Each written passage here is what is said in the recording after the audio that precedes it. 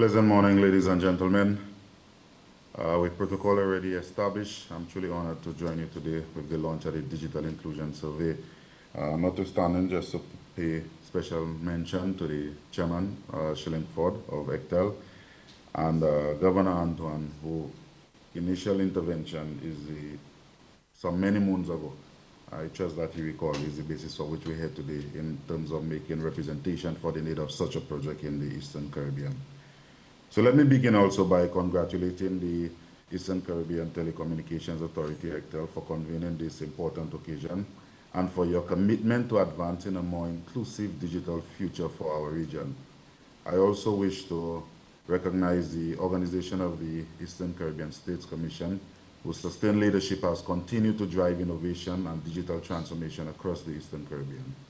Together, the work of ECTEL and the OECS is in strengthening regional progress through improved coordination, harmonized standards and frameworks, and expanding collective ambition to accelerate innovation for development. I also extend appreciation to the survey team, national partners, service providers, and most important, to the citizens who participated. Because without the citizens, we would not be able to acquire this information, this insightful information we have today. The report carries significant weight because it reflects real experiences from our people. Today's launch represents more than just the release of a report. It offers a timely opportunity for reflection and careful introspection on the state of digital inclusion in the Eastern Caribbean. Ladies and gentlemen, we are not simply examining network coverage, telecommunication indicators, or even infrastructure maps. We are examining the human experience of digital transformation, how citizens live and work in the digital space, what they can access and afford, what they feel confident using, and what barriers that still prevent full participation.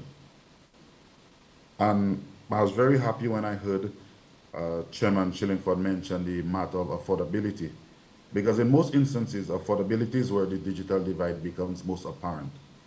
This is significant because affordability is not merely a telecommunications matter, it is a development imperative. It is the difference between a student completing their homework at home or falling behind, between a small business growing online or being locked out of new markets, and between families accessing public services with ease or struggling at every step. The data points to clear skills gradient across the population. Basic digital skills such as sending emails with attachments are most widely practiced and familiar, while nearly half of the respondents demonstrating this capability. However, participation drops sharply as skills become more technical.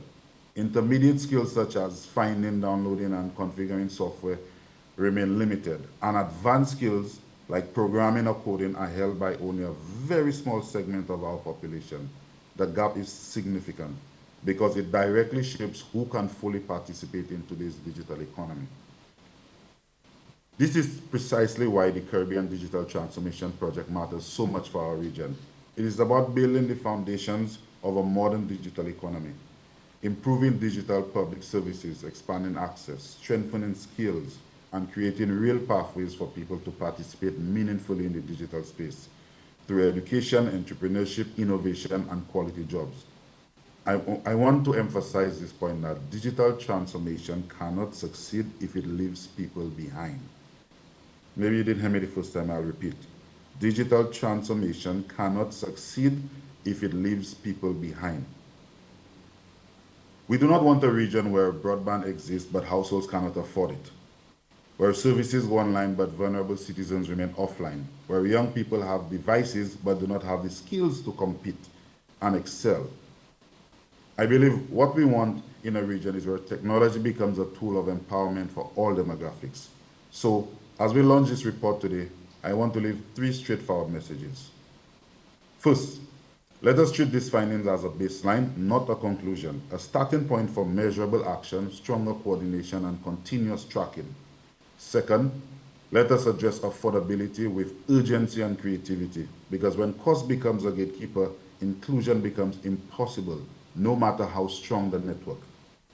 Third, let us continue to invest in skills at scale, not isolated workshops, but as a sustained push for schools, community libraries, workforce programs, and partnership with industry digital skills are no longer optional.